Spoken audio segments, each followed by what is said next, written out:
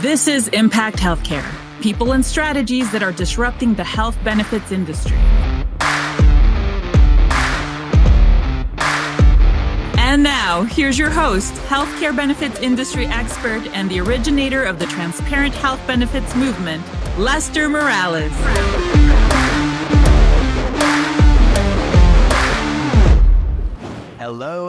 Hello. Welcome to Impact Healthcare. I'm Lester Morales, the host, and I just wanted to first start this interesting mashup session that we're going to have with a big thank you. Man, I have been blown away at the people who have been engaging, participating, throwing us some love in this scenario. So I wanted to first just say thank you for anybody who's listened, subscribed, downloaded, shared our Impact Healthcare podcast in any way. I'm so grateful and unbelievably humbled that anybody really cares, honestly. I mean, we have had so many people engage with this and supporting the journey that we are on to positively impact the health benefits for employers across the country. Because here's our mission. If we positively impact the employers and all of their employees, we are impacting the entire United States healthcare benefit system. So I am just humbled. I am thankful, and I'm excited for this lucky number 7. This episode is a mashup, small bits and pieces of each of the sessions that we've had thus far. You're going to hear us talk about how the healthcare system, it's not broken. It's working exactly the way it's supposed to, and it's benefiting everybody that it was designed to benefit. The unfortunate part is that person isn't you or your employees. We're going to hear how it's, not even something that we want. Health benefits is not something that we want the government involved in. And quite honestly, you're going to hear why the government has no interest in even getting involved in fixing health benefits. You're going to hear battle cries from other employers who are on this journey of transparency and this demand for more. And then this journey to change the status quo and be more proactive in demanding that everybody in the system changes. You're going to hear that as health insurance advisors, we need to be all about education. The problem with the journey is that the journey starts with the knowledge of where we're even trying to go, and that a recognition that the current model just isn't going to work. So education and teaching needs to be the foundation of this approach. This mashup will give you a flavor of what Impact Healthcare is all about. I am so excited for you to hear this, and stay tuned. Please subscribe. Please download, please share. If you like any of these mashups, you're going to see below a link to get to the full episode of that mashup. And this journey starts with the small number of people that are ready to be leaders, that are ready to raise their hand and be first movers and be the change agents that we need to demand more from what is a second or third largest expense for every employer, and that employees just simply today can't afford. So listen to this mashup. Let us know your comments. Click to make sure you get the full episode, and stay tuned to more episodes of Impact Healthcare. Let's get on with the mashup. Our first mashup is with David Contorno. David is a change agent and probably one of the forefathers of this movement for change. And David and I talked about the healthcare system and that, quite honestly, it's not broken. It's absolutely working, and it's designed perfectly to benefit everybody that it's supposed to. Unfortunately, that is not any employer or their employees. So listen to this mashup and this quick jam session about why healthcare isn't broken. It's just fundamentally designed wrong.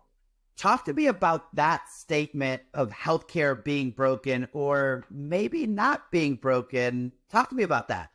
Yeah, I mean, it took me a while to really articulate this, but I mean, listen, a lot of us view our healthcare system as broken, but when it's really not. If you look at who benefits and when and why, you will see that the very entities that we entrust, and I'm going to name three of them to manage both our healthcare costs and the quality of care, the three entities that most of America relies upon to do that benefits from costs going up and quality going down.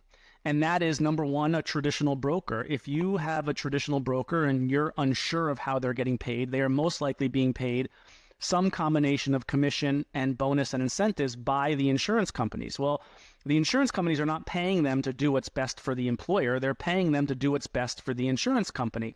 And if you understand how insurance companies make money, you will understand that they benefit from costs going up. A lot of people erroneously think that if an insurance company keeps claims down, their profit goes up. That is so far from the truth. And if you're interested, just look up the medical loss ratio provision of the Affordable Care Act and you'll see. A lot of you probably know that. So who do we look to manage our healthcare costs? Insurance companies, right? I mean, that's their primary role that we expect them to do.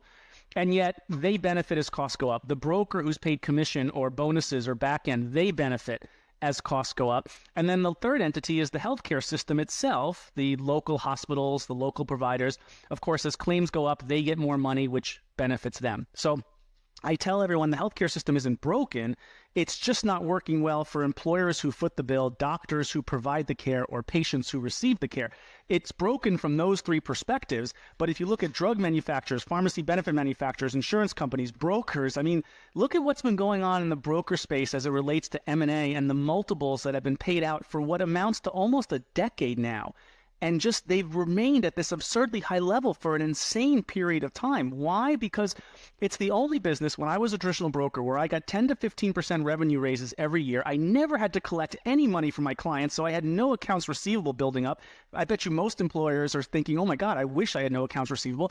And for those of you that manufacture things, I have zero inventory that depreciates that I have to worry about. And if my client doesn't pay their insurance bill, they have much bigger consequences than me not getting paid. So I had security that they were going to pay their insurance bill, and then the insurance company was then going to pay me. It's a beautiful model for a broker.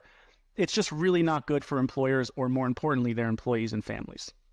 In this next mashup, I got to ask the question and give the battle cry that this is something that health benefits is something that you as an employer, you as an advisor need to fix, because the government has zero incentive to help us fix this. Listen to this mashup with Nelson Griswold from the Next Gen Mastermind Network and I, as we jam about why the government has zero incentive to fix healthcare.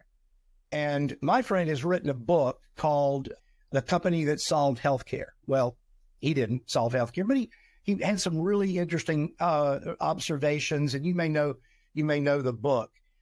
He said to the speaker, you guys have got to do something in Washington about the cost of healthcare. It's not an insurance problem, it's a healthcare problem.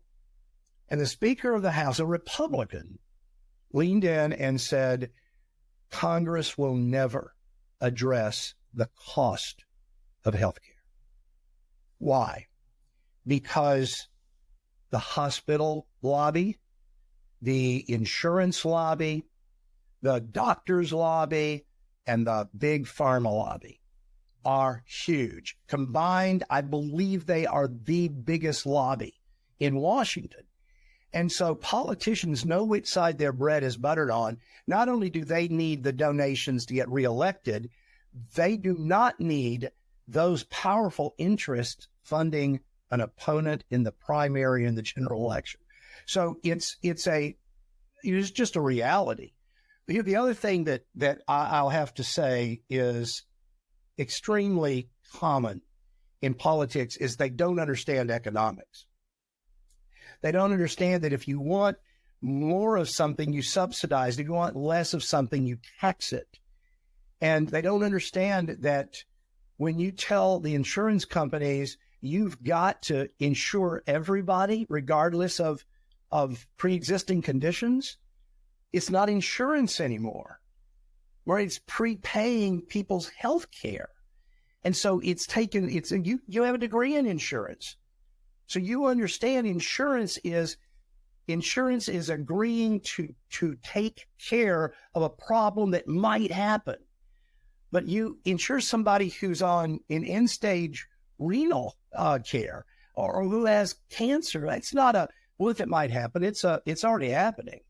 So they don't understand economics, and so they don't understand issues like incentives. What incentivizes people? And let me say real quick for everybody who's listening, I'm not saying the insurance companies and the insurance executives are bad people. They are not bad people. They just have bad incentives. From my very first episode, Dylan Phelps, the Chief Wellness Officer for Pittsburgh Tank and Tower Group, gives us a statement that I was just blown away. You as employers have to stop being passive in such an active game that is called health benefits. Listen to Dylan and I as we talk about why employers need to be the ones leading change. But what would you say to them as their ability to impact healthcare? Where do they start? From a high level, my sentence is this: we have to, as employers, as HR executives, as wellness executives, we have to stop being passive in a very active game. Because believe me, every single other component of this equation is being super active. The providers, the healthcare systems, the hospitals, they are being as active as they can possibly be to be able to, and I don't mean this in a bad way, and this is business, to get their hands on as many dollars as possible. Those dollars are coming from us, the employers, right? And if we sit passively by and just let those dollars go out of our businesses, we are making a huge and crazy costly mistake. We have to be active players in this game, and we have to be able to take advantage of the amazing, transparent opportunities that are out there to be able to win for our side. Man, stop being passive in a super active game. Nobody ever got fired for hiring IBM.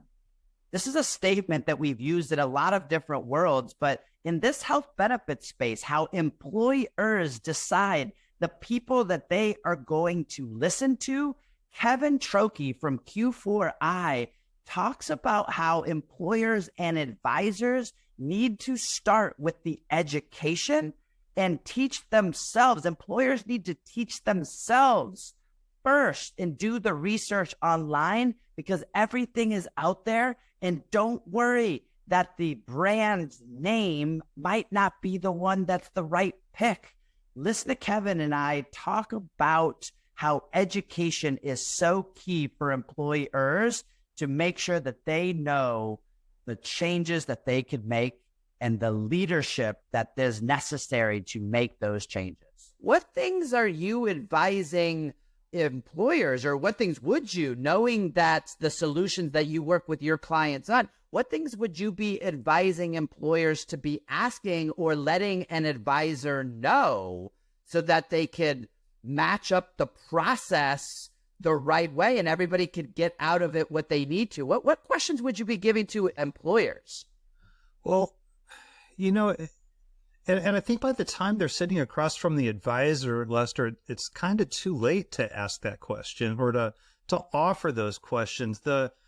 That's where the marketing comes in. Marketing is that, I don't know, it's almost a mystery box for so many in this industry. We don't really understand what it is. We don't understand how to use it. But I tell advisors all the time, if you get hung up on marketing and what to do with it, just replace the word education for marketing. And now you're probably going to be on track to talk about the right things. So my advice to the employer is do your research online, which is where everybody does research anyway. nobody has some weird fascination to just line up a half dozen brokers and learn all about them. Nobody cares. One of my favorite guests, what I call the triple-headed monster, Steve Watson, is not only a CFO and a CHRO, he's actually become an advisor to employers, CFOs and CHROs, to help them understand health benefits even more. And Steve Watson leaves us with this notion that, Warren Buffett said it, that he said GM is a healthcare company that just happens to also manufacture cars. Steve Watson gives a battle cry to employers that your health benefits is a business within your business, and it needs to be treated that way. Listen to this mashup with Steve Watson and I.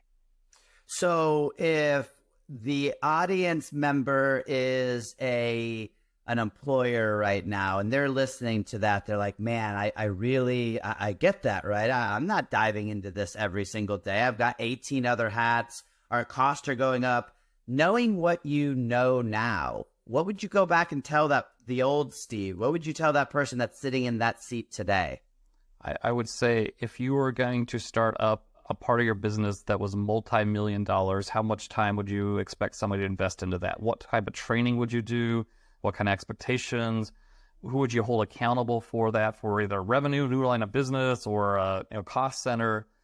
And then just come to a realization that that piece of your business of healthcare is a business. It's a healthcare business within your organization, and it needs to be managed as such. You have to have somebody within your organization that's accountable for it, and then give them the tools and the resources to know how to manage it, and then hold them accountable. There is nothing off the shelf about Amy's Kitchen or their HR leader, Carmi Lewis. And in this episode, Carmi and I talk about the journey that she has been taking with Amy's Kitchen, and urges us that if you're just doing the off-the-shelf programs and products, you're going to get the off-the-shelf results. Listen to Carmi and I talk about how Amy's Kitchen is being a leader in changing and pushing and demanding more from health benefits.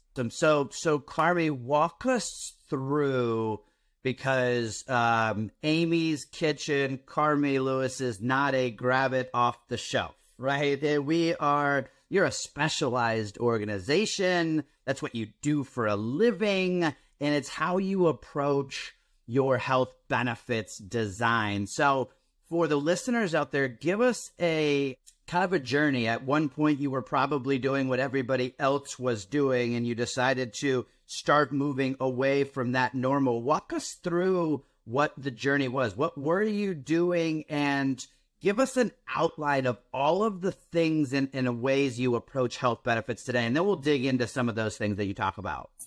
Sure.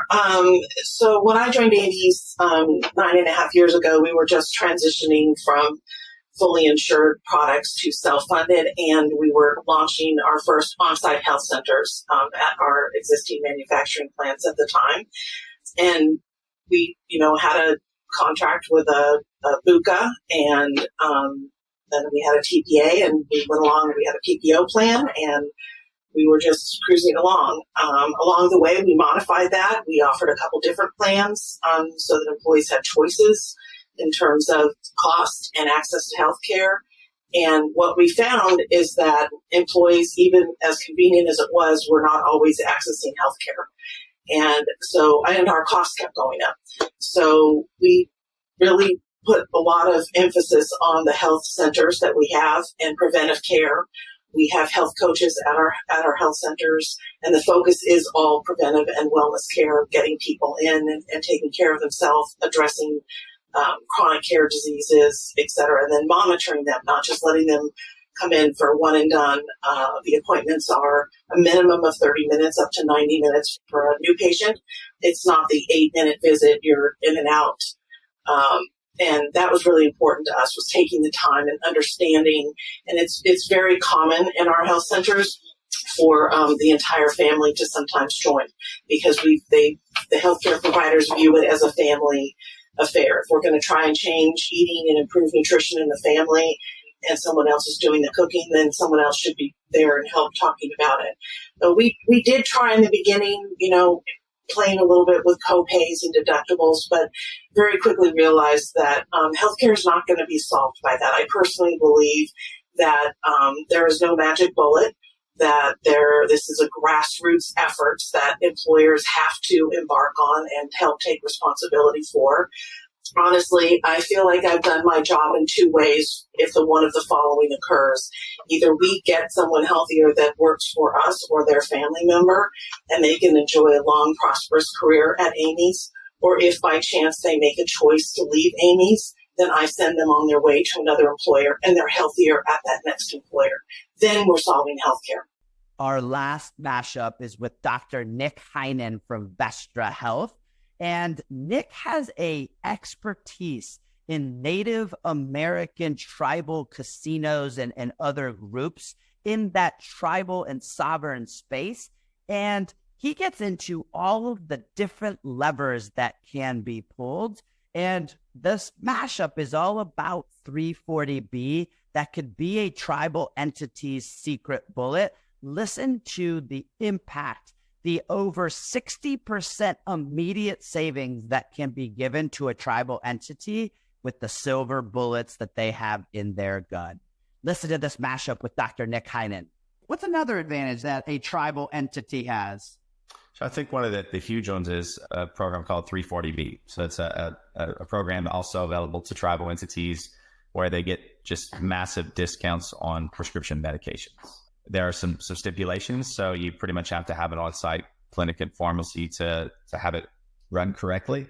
But you can have 50, 60, sometimes even 70% off of what you may have been paying before just on total pharmacy spend.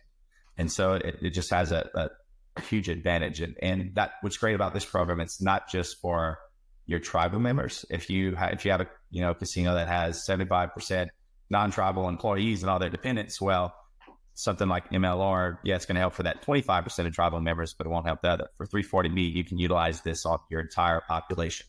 So if you're coming in at $4 million in a pharmacy spend, that should be easily cut in half. And that's just really a change that none of your employees are even going to notice. It's something that happens at the back end that we can't handle. And so it's just really a great program. And because of that, we're able to offer free or very low cost prescriptions because, you're getting such this massive discount from incentivizing them to come on site to get those meds. They do need to get them to fill them on site, or that pharmacy can ship them to their home. So there's ways you can do it, but just an unbelievable program that most, tribal entities just aren't aware of. Lucky number 7 mashup is complete. I hope that fired you up like it fires me up every time to hear the people, to hear the strategies, to hear the value that's being provided by those who are leading the change and the charge for change. Impact Healthcare is a podcast where we are going to continue to bring you the people and the strategies that are impacting health benefits today. Health benefits, as we know, a second or third largest spend for every employer. The reason 67% of personal bankruptcies are filed, and the reality of it is better benefits at a lower cost and better quality is possible. You just have to do something different. So visit us at impacthealthcare.fm, where you can download and subscribe to hear every episode. Be on the lookout for our new episodes that will be dropping. And remember that impacting healthcare starts with just one change in the right direction, and you could be that change. Thanks so much for listening, and we'll see you next time.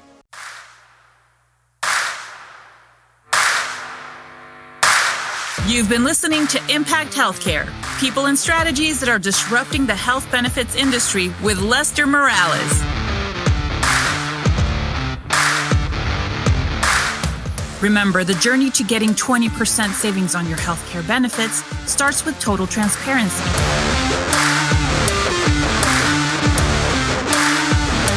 Remember to subscribe to the Impact Healthcare podcast on iTunes or wherever you get your podcasts.